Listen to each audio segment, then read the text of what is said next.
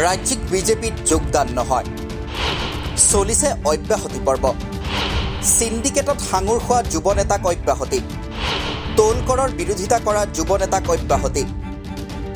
সদ্য সমাপ্ত লোকসভা নিৰ্বাচনত 11খন আসনেৰে অসমত বিজেপিয়ে বিজয় ধ্বজা উৰুৱালেও দলটোত অব্যাহত আছে অন্তঃকন্দল জ্যেষ্ঠ নেতা তথা প্ৰাক্তন কেন্দ্ৰীয় মন্ত্ৰী ৰাজেন গোহাঁই নলবাৰীৰ প্ৰাক্তন বিধায়ক অশোক শৰ্মা আৰু খুমটাইৰ বিধায়ক মৃণাল শইকীয়াই দলটোক মুকলিকৈয়ে সমালোচনা কৰিছে এনেবোৰ প্ৰসংগই দলটোক জৰ্জৰিত কৰি ৰখাৰ সময়তে চলিছে অব্যাহতি পৰ্ব যি সময়ত লোকসভা নিৰ্বাচনত দলটোৰ ফলাফললৈ চাই নতুন নেতাৰ যোগদান চলিব লাগিছিল তেনে সময়ত ৰাজ্যিক বিজেপিয়ে অব্যাহতি দিছে যুৱ নেতাক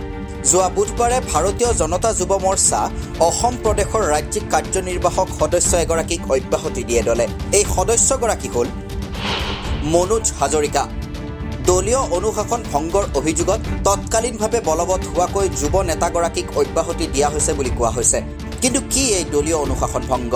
উল্লেখ্য কংগ্ৰেছৰ ছাত্ৰ সংগঠন NSYৰ ৰাজ্যিক সভাপতিৰ দায়িত্বত থকা মনোজ হাজৰিকাই 2014 চনত বিজেপিত যোগদান কৰে তাৰ পাছতেই তেওঁ নামি পৰে অৰুণাচলী সুৰা সিন্ডিকেটত ৰাজ্যৰ কেইবাগৰাকীও মন্ত্ৰীৰে ঘনিষ্ঠ হোৱাৰ বাবেই যুৱ নেতাগৰাকী আৰক্ষীৰ গ্ৰেপ্তাৰৰ পৰা বাচি আছিল যোৱা 5 মেত শিৱসাগৰৰ ডিমৌ থানাৰ আৰক্ষীয়ে অবৈধভাৱে সৰবৰাহ কৰা এখন অৰুণাচলী সুৰাৰ কণ্টেইনাৰ জব্দ কৰাৰ পাছতে ইয়াত নাম হাঙুৰ খাই পৰে মনোজ হাজৰিকাৰ কণ্টেইনাৰখনৰ চালকৰ মোবাইল কল লিষ্টত ওলাই বিজেপিৰ যুৱ নেতাগৰাকীৰ নাম পাছত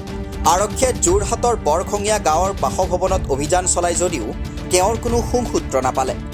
ডিমৌ আৰক্ষী থানাৰ গোচৰটোত যোৱা 6 জুনত গুৱাহাটী উচ্চ ন্যায়ালয়ৰ পৰা জামিন লাভ কৰে মনোজ হাজৰিকাই এই সন্দৰ্ভত সংবাদ মাধ্যমত বাতৰি প্ৰকাশৰ পাছতে যোৱা বুধবাৰে অৰ্থাৎ 12 জুনত ভাৰতীয় জনতা যুৱ মৰ্চা অসম প্ৰদেশৰ ৰাজ্যিক কাৰ্যনিৰ্বাহক সদস্যগৰাকীক অব্যাহতি দিয়ে দলে লক্ষণীয়ভাৱে তাৰ পিছদিনা বৃহস্পতিবাৰে মনোজ হাজৰিকা ডিমৌ আৰক্ষী থানাত জামিনৰ কাগজ দাখিলৰ বাবে উপস্থিত হয় কিন্তু শিৱসাগৰ আৰক্ষীয়ে পূৰ্বতে ৰুজু হৈ থকা 56/2024 নম্বৰ আৰু ভাৰতীয় দণ্ডবিধিৰ 379 ধাৰাৰ এটা গোচৰত গ্ৰেপ্তাৰ কৰে যুৱ নেতাগৰাকীক অবৈধভাৱে গৰু সৰবৰাহ আৰু চুৰি গোচৰত গ্ৰেপ্তাৰ কৰা হয় মনোজ হাজৰিকাক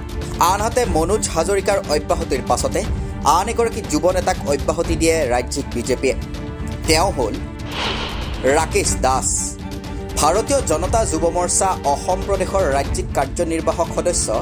ৰাকেশ দাসকো দলীয় অনুশাসন ভংগৰ অভিযোগত তৎকালীনভাৱে বলবৎ হোৱাকৈ সকলো পদৰ পৰা অব্যাহতি দিয়া হয় কিন্তু ৰাকেশ দাসে কি দলীয় অনুশাসন ভংগ কৰিছিল ৰাকেশ দাসৰ বিৰুদ্ধে অভিযোগ হ'ল তেওঁ ফেচবুক যোগে টোল কৰ বৃদ্ধিৰ বিৰোধিতা কৰিছিল যুৱ নেতাগৰাকীয়ে বৃহস্পতিবাৰে কৈছিল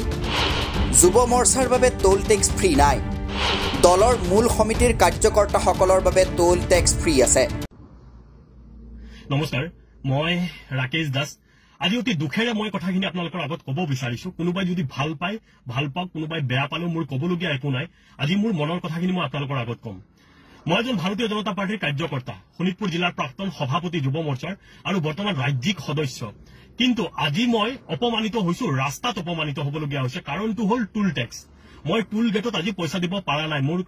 মানে পইচা অলপ কমে আছিল সঁচা কথা যিটো পইচা অলপ কম আছিল তেতিয়াহ'লে মই কি কৰোঁ ধৰক মোৰ যি পাৰ্টিৰ আই কাৰ্ডখন আছে শোণিতপুৰ জিলা যুৱ মৰ্চাৰ আৰু ৰাজ্যিক যি এক্সিকিউটিভ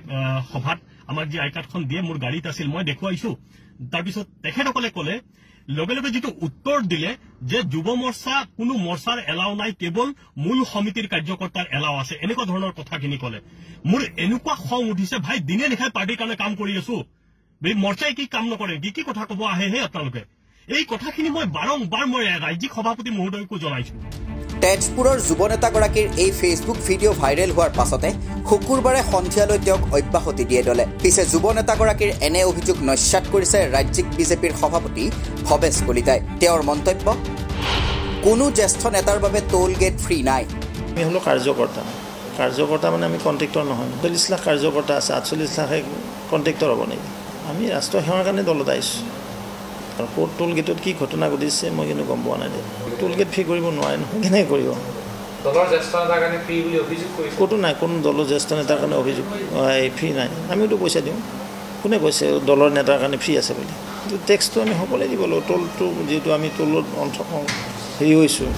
এনেকৈয়ে এতিয়া চলিছে ৰাজ্যিক বিজেপি কোনোবাই কিবা এটা কথা ক'লেই কৰা হয় কৈফিয়ত তলব অথবা দিয়া হয় অব্যাহতি অৱশ্যে সিন্ডিকেটত জড়িত লোকক পলমকৈ অব্যাহতি দিয়াটোতহে উত্থাপন হয় বহু প্ৰশ্ন কাৰণ মনোজ হাজৰিকাৰ বিৰুদ্ধে দীৰ্ঘদিনৰ পৰা সিন্ডিকেট চলাই অহাৰ অভিযোগ উত্থাপন হৈ আহিছিল